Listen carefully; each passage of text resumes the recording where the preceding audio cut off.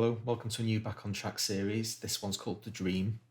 As usual, when I come up with song titles, I have absolutely no idea what the phrase or word that I've chosen means. It's literally just plucked out of the sky, and then I'll wrap a song around it. So the song's going to be called The Dream, but we'll leave that aside. And as you can see from Cubase, there's very little music there, but there's an awful lot to talk about. I'm particularly excited about this piece of music from the perspective of the last chord that gets played here. But I'll play you what we've got, and then we'll come back and talk about that chord and kind of what it means in the context of me learning how to write songs.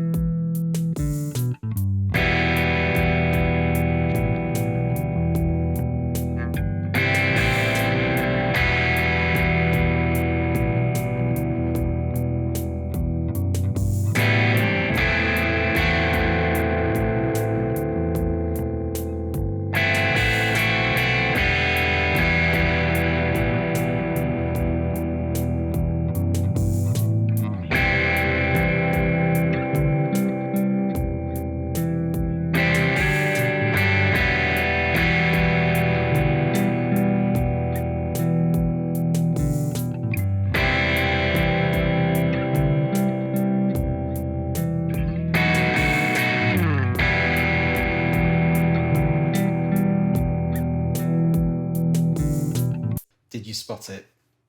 This chord here is a B7, a B dominant 7.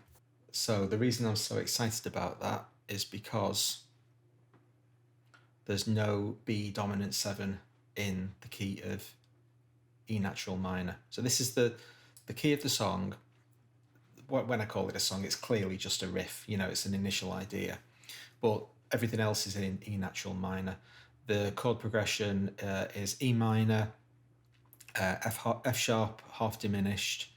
I think we go back to back to the E minor? Oh no, this is an A minor. Then we've got some C and a C up to, I really like this progression here, actually. I put it in Chord Builder because it's a C and then I slide up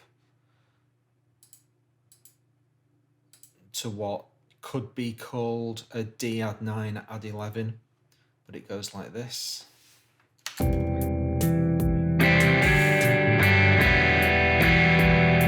So yeah, I take the C structure, I hit all 6 strings, and then I slide the C up to what would be a D major. But of course, all of these notes are ringing in the background, so you get all of these extensions, which makes it a really interesting chord. That's lovely.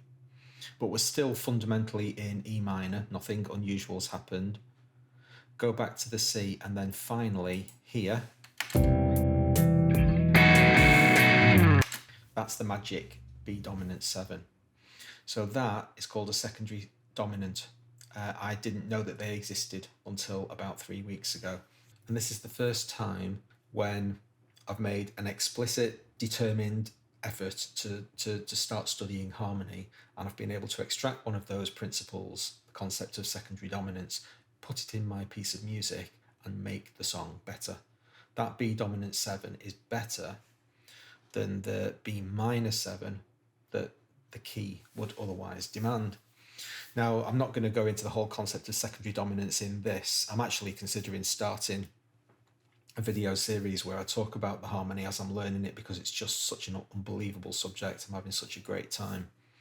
But basically, you can put a dominant 7th chord in front of any chord that you want to play. It's literally that simple. Because I'm going back to the root, my final chord of the piece is an E minor. I can insert a B dominant 7 in front of it, and it just sounds amazing.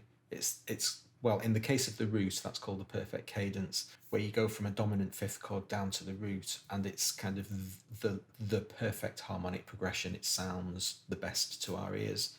And so I slapped one in there, and it was just like, oh my God, that's just better. When you play the regular either B minor triad or B minor 7, it sounds fine. All of the notes are in key, but it doesn't have the sense of satisfaction and resolve that putting the dominant 7 in there does.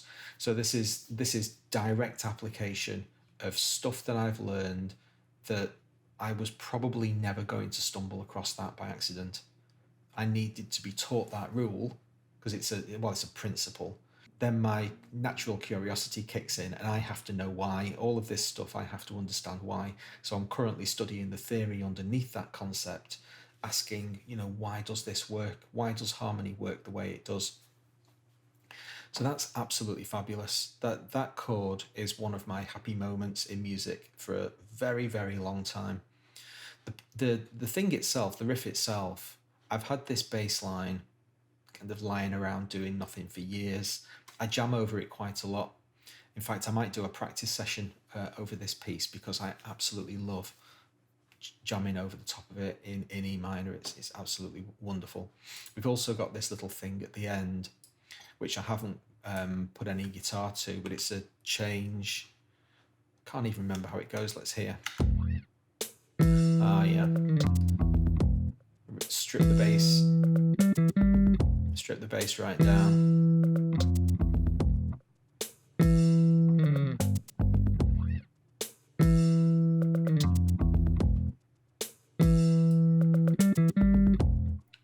It leads quite nicely. They form quite a nice pair, these two.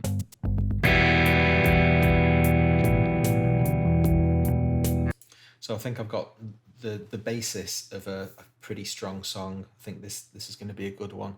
As always with drums, I have a tendency to just massively overcomplicate and get really carried away. I've kept it lovely and sparse at the moment, and it's just staying out of the way. But I want to try and make, by the time this song finishes, every single drum sound earn its money. They have to be working really hard and sound fantastic. So I'm going to try very hard to concentrate on the actual sounds of the rhythm, which isn't something I do enough, I don't think. So there it is. If my study of harmony yields nothing else, discovering secondary dominance all on its own has been enough. But that's just not the end of the story at all. I've already got reams of notes of other, amazing things to try out. I thought, let's just give it a go. I'm not going to read these things in dry theory and, just forget them. Let's try and put it in a piece of music, and then boom, it just makes it better. What else? What else is there to discover? Thanks very much for watching the episode. Hope you enjoyed it. If you did, if you subscribe, then you won't miss the next episode. Hope to see you then. Thanks a lot.